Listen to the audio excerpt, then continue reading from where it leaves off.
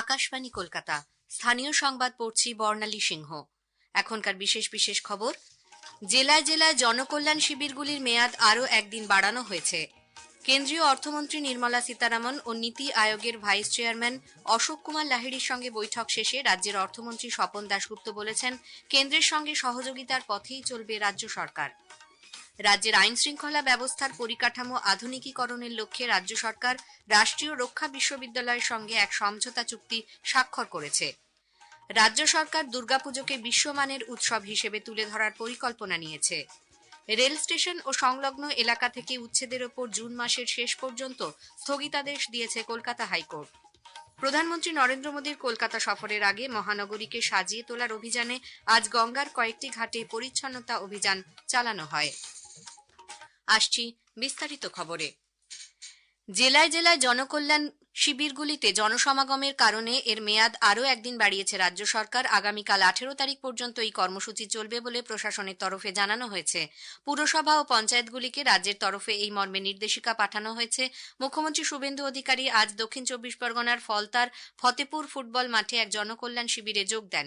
সেখানেও মুখ্যমন্ত্রী আগামীকাল পর্যন্ত জনকল্যাণ শিবিরের মেয়াদ বৃদ্ধির পাশাপাশি এলাকার জন্য একাধিক নতুন উন্নয়নমূলক প্রকল্পের কথা ঘোষণা করেন। মুখ্যমন্ত্রী বলেন, আগামী বাজেটে রাজ্যের সরকারি কর্মচারী, যুবক ও কৃষিজীবী মানুষের জন্য বিভিন্ন ধরনের কর্মসূচি ঘোষণা করা হবে।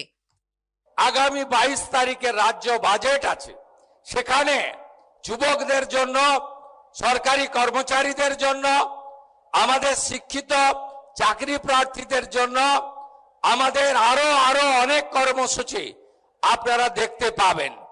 অন্নদাতা ভগবান, কৃষক যারা আছেন, কৃষকদের জন্য, তাদের জন্য আমরা কর্মসূচি নিতে চলেছি। ফলতার আইন শৃঙ্খলা রক্ষায় কঠোর ব্যবস্থা গ্রহণের কথাও জানান মুখ্যমন্ত্রী। উল্লেখ্য, এই জনকল্যাণ শিবিরগুলিতে এবার বিধবা ভাতা, বার্ধক্য ভাতার আবেদনপত্র রাখার নির্দেশ দিয়েছেন মুখ্যমন্ত্রী। বর্তমানে এই ভাতা আপাতত বন্ধ থাকলেও এ ব্যাপারে কেন্দ্রের সঙ্গে কথা বলবেন বলে গত সন্ধ্যায় নবান্ন থেকে জেলা শাসকদের সঙ্গে ভার্চুয়াল বৈঠকে আশ্বাস দেন তিনি। নীতি আয়োগের ভাইস চেয়ারম্যান অশোক কুমার লাহিড়ির সঙ্গে আজ নতুন দিল্লিতে রাজ্যের অর্থমন্ত্রী স্বপন দাশগুপ্ত এক বৈঠকে মিলিত হন।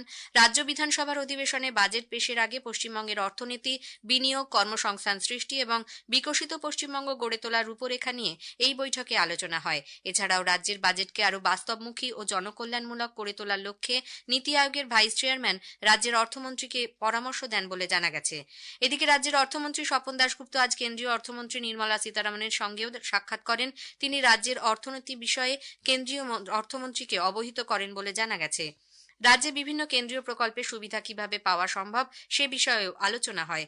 বৈঠকের পর অর্থমন্ত্রী জানান, কেন্দ্রের সঙ্গে সংঘাত নয়, সহযোগিতার পথেই চলতে চায় নতুন সরকার। রাজ্যের বাজেট প্রসঙ্গে অর্থমন্ত্রী জানান, এবারে বাজেটে শিল্প, বিনিয়োগ, কর্মসংস্থান এবং উৎপাদন বাড়ানোর উপর বিশেষ জোর দেওয়া হবে। অন্য সরকার, গত 50 বছরে যে ধরনের শাসন পশ্চিমবঙ্গ এক্সপিরিয়েন্স করেছে, সেই তুলনায় আমরা হচ্ছি প্রো বিজনেস গভর্নমেন্ট। পুরোপুরি ভাবে মানুষ যাতে রোজগার করতে পারে, শিল্প যেমন বাড়তে পারে, এইগুলোর ওপর একটা অনেক নজর। আর ভাতার রাজনীতি, হ্যাঁ কিছু দরকার হয়তো এখন আছে। আমরা কতগুলো প্রতিশ্রুতি দিয়েছিলাম সংকল্পপত্রে, সেই প্রতিশ্রুতিগুলো আমরা মোটামুটি রেখেছি, কিন্তু সামনের দিনে আমাদের লক্ষ্য হবে যে পশ্চিমবঙ্গকে একটা আধুনিক প্রোগ্রেসিভ অর্থনীতি কিরকম ভাবে তৈরি করা যায় সেটাই দেখতে হবে।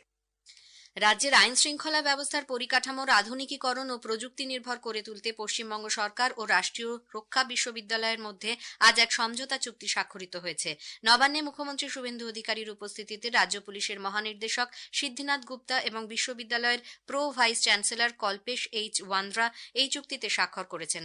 চুক্তির আওতায় রাজ্য পুলিশ ও কলকাতা পুলিশের কর্মীদের জন্য সাইবার অপরাধ তদন্ত, ডিজিটাল ফরেনসিক, কৃত্রিম বুদ্ধিমত্তা নির্ভর নজরদারি, সন্ত্রাস দমন, উপকূলীয় নিরাপত্তা, মানব পাচার বিরোধী অভিযান এবং ড্রোন পুলিশিং এর মতো বিভিন্ন বিষয়ে পাঠ্যক্রমের মাধ্যমে প্রশিক্ষণ দেওয়া হবে। পরে মুখ্যমন্ত্রী জানান, রাজ্য পুলিশের নিয়োগ প্রক্রিয়ায় স্বচ্ছতা আনা হবে এবং সমস্ত থানাকে পর্যায়ক্রমে 112 জরুরি পরিষেবার আওতায় আনার পরিকল্পনা নেওয়া হয়েছে।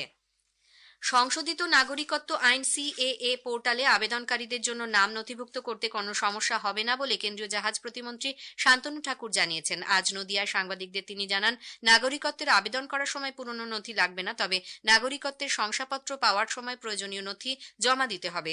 সিটিজেনশিপ সার্টিফিকেট নিয়ে যে সমস্যা রয়েছে সে বিষয়ে কেন্দ্র ও রাজ্যের মধ্যে আলোচনা হয়েছে এবং খুব শীঘ্রই তা মিটে যাবে বলে মন্ত্রী জানান।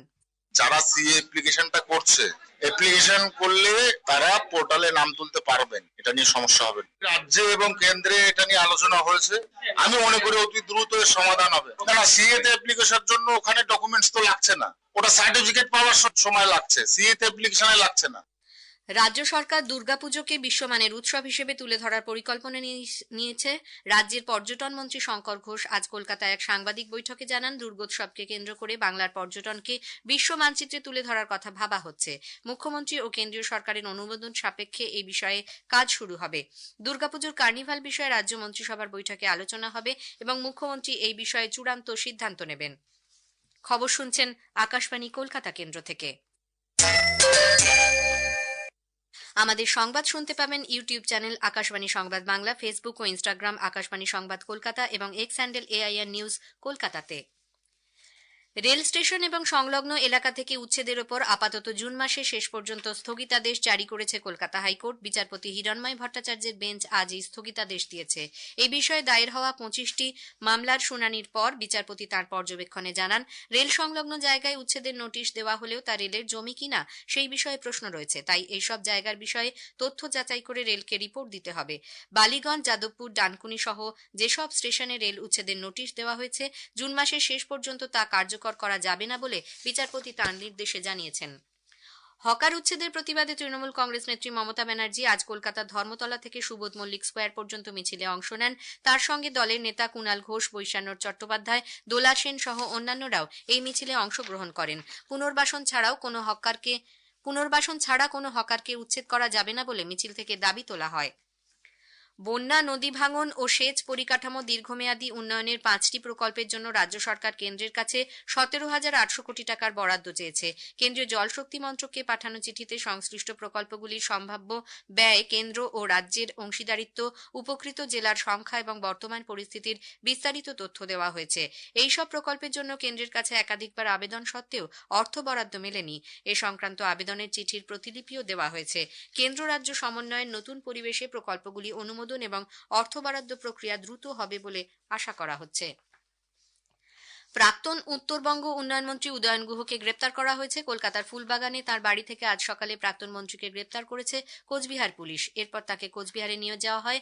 উল্লেখ্য, উদয়ন গুহের বিরুদ্ধে 2021 সালের নির্বাচন পরবর্তী হিংসা সহ একাধিক অভিযোগ রয়েছে। কলকাতা পুরসভার তৃণমূল কংগ্রেসের কাউন্সিলর সুশান্ত ঘোষকে আজ পুরী থেকে গ্রেপ্তার করা হয়। বেশ কিছুদিন ধরে তিনি ফেরার ছিলেন। তার বিরুদ্ধে তোলাবাজি ও হুমকির অভিযোগ রয়েছে। কলকাতা পুলিশের একটি দল তাকে গ্রেপ্তার করে। সুশান্ত ঘোষের গাড়ি চালককে কিছুদিন আগে উড়িষ্যা থেকে গ্রেপ্তার করা হয়। তৃণমূল কংগ্রেস নেতা ও বিধাননগর পুর নিগমের প্রাক্তন চেয়ারম্যান সব্যসাচী দত্তের 5টি ব্যাংক অ্যাকাউন্ট বাজেয়াপ্ত করেছে পুলিশ। দুর্নীতি ও তোলাবাজির অভিযোগে কয়েকদিন আগে তাকে গ্রেপ্তার করা হয়েছে। তার ফ্ল্যাট থেকে কয়েক লক্ষ টাকা সোনা কেনার রসিদ পাওয়া গেছে। বাজেয়াপ্ত 5টি অ্যাকাউন্টে জমা 3,70,00,000 টাকার উৎস কি তা অনুসন্ধান করা হচ্ছে। বাঁকুড়া ও সোনামুখীর পর আজ বিষ্ণুপুর পুরসভার পুরপ্রধান গৌতম গোস্বামী ও উপপুরপ্রধান মহাবীর আগরওয়াল পদত্যাগ করেছেন। বিষ্ণুপুরের মহকুমা শাসকের কাছে তাঁরা নিজেদের পদত্যাগপত্র জমা দিয়েছেন। অন্যদিকে পূর্ব মেদিনীপুরের মহিষাদল পঞ্চায়েত সমিতির সভাপতির পদ থেকে ইস্তফা দিয়েছেন তৃণমূল কংগ্রেসের শিউলি। প্রধানমন্ত্রী নরেন্দ্র মোদীর কলকাতা সফরের আগে মহানগরীকে নতুন রূপে সাজিয়ে তোলার লক্ষ্যে আয়োজিত স্বচ্ছতা সে স্বাগত অভিযানে সরাসরি অংশ নিচ্ছেন মুখ্যমন্ত্রী শুভেন্দু অধিকারী। তিনি আজ সকালে বাগবাজারের মায়ের ঘাটে গঙ্গার পাড় সংলগ্ন এলাকায় পরিচ্ছন্নতা অভিযানে সামিল হন। সঙ্গে ছিলেন পুরমন্ত্রী অগ্নিমিত্রা পাল। 12 জুন রাজ্যে বর্ষা এলেও মৌসুমী বায়ুর দুর্বলতা ও বাতাসে কোনো ঘূর্ণাবর্ত ও নিম্নচাপ অক্ষরেখার উপস্থিতি না থাকায় দক্ষিণবঙ্গে বৃষ্টিপাত হচ্ছে না বলে আলিপুর আবহাওয়া দপ্তর জানিয়েছে। শেষ করার আগে খবরের বিশেষ কিছু অংশ আরেকবার। জেলায় জেলায় জনকল্যাণ শিবিরগুলির মেয়াদ আরও একদিন বাড়ানো হয়েছে। কেন্দ্রীয় অর্থমন্ত্রী নির্মলা সীতারামন ও নীতি আয়োগের ভাইস চেয়ারম্যান অশোক কুমার লাহিড়ির সঙ্গে বৈঠক শেষে রাজ্যের অর্থমন্ত্রী স্বপন দাশগুপ্ত বলেছেন, কেন্দ্রের সঙ্গে সহযোগিতার পথেই চলবে রাজ্য সরকার। প্রধানমন্ত্রী নরেন্দ্র মোদীর কলকাতা সফরের আগে মহানগরীকে সাজিয়ে তোলার অভিযানে আজ গঙ্গার কয়েকটি ঘাটে পরিচ্ছন্নতা অভিযান চালানো হয়। খবর শেষ হলো। এর পরের খবর শুনবেন 8:10 খেলার খবর।